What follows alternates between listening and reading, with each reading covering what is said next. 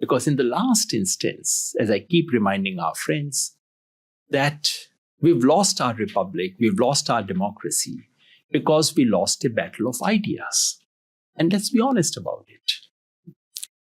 In the last instance, the success of counter-hegemonic politics depends not so much on the short and the medium-term action plans and strategies mentioned above, but on the capacity to offer an alternative vision. We need a long-term strategy of counter-hegemonic ideology. The heart of the challenge lies in creating a new vision of India that can capture popular imagination. This requires careful deliberations, as the defenders of republic need fresh moral, cultural, and intellectual resources. Today, it would be imprudent to foreground counter-hegemonic politics on the issues of nationalism, secularism, and culture, since any contestation would end up strengthening the present regime. But an inability to take on these issues for long would be fatal to counter-hegemonic politics. Fortunately, we need not begin in thin air. Much of the resources needed for the counter-hegemonic project are available in modern India. Modern Indian political thought is an extraordinary repository of moral, intellectual, and cultural resources that can help us collectively renegotiate our present. And since there are students of political science and political theory here, this is really a project that we need to get into,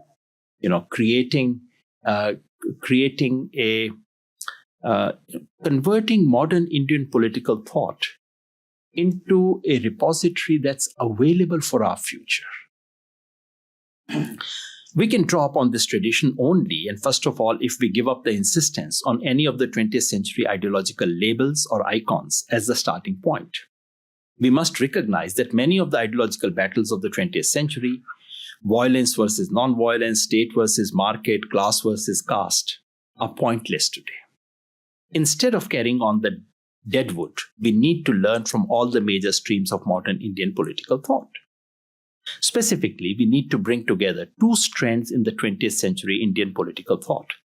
The modern egalitarian strand, represented by socialists, communists, Ambedkarites, feminists, and so on the one hand, and the indigenous or decolonization strand, represented by the Gandhians, Sarvodayaites, environmentalists, and many other thinkers. These are the two strands in the 20th century that do not speak to each other.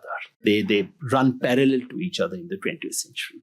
Our challenge is to bring them together. What we need is a new ideological integration of both these strands under a capacious concept like Swaraj. This alternative ideological vision must not be tied to any one thinker or text. Instead, the Constitution must become the key symbol for counter-hegemonic ideology. Now I come to the last part, a very short part of what I have to say, which is about re-enchanting. I began by talking of the global challenge of democracy. Let me conclude by making a suggestion that may have relevance beyond India. What we call democracy today is three things rolled into one. Democracy is a word, one of the most used and abused words in our time, a word with amazing universal provenance, the most potent term for claiming political authority in global political speech. It is also a charming political ideal that outcompetes any foreseeable rivals, a vision of society where all citizens have equal effective control over all significant collective decisions. Who can quarrel with that? Finally, and most oddly, democracy also stands for a political mechanism, usually that of representative government through periodical elections that are decided by some form of a majority rule. So we have these three things, an idea, an ideal, and a mechanism, all rolled into one, and they're all called democracy. Today we face a gigantic sleight of hand, a conceptual trick that has created an equivalence of these three meanings of democracy: the word, the ideal, and the mechanism. So the moral charm of the ideal of democracy is used to reinforce the potency of the word democracy, and their combined power is deployed to justify the rulers who call themselves democratic, who manage to tick enough boxes in the institutional checklist of democracy. These three are bundled so tightly that any questioning of democracy as a form of government is presumed to be an attack on the very ideal of democracy. This leads to a hypnotic spell of democracy that can be a moral cloak to cover dubious and dangerous regimes and make us unsee the stark reality that stares us in our face. Any serious engagement with democracy must unbundle democracy as an idea and an ideal from democracy as an actually existing form of government.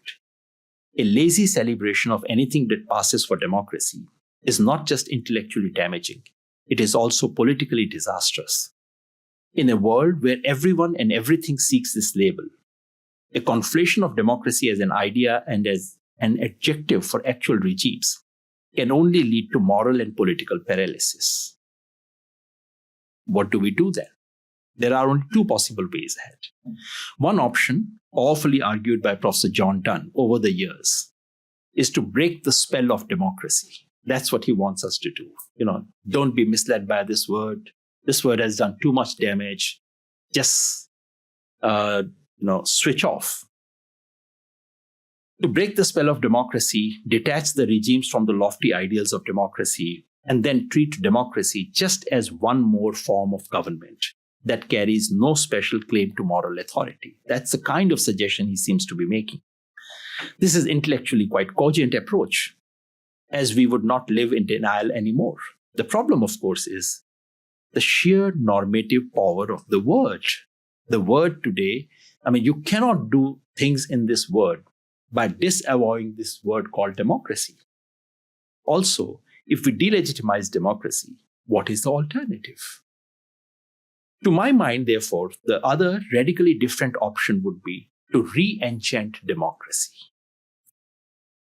Re-enchantment recalls the famous argument of Charles Taylor that the rise of scientific rationalism and the decline of traditional religious beliefs associated with modernity has led to a disenchantment, the loss of a sense of the world, inherent meaning and purpose.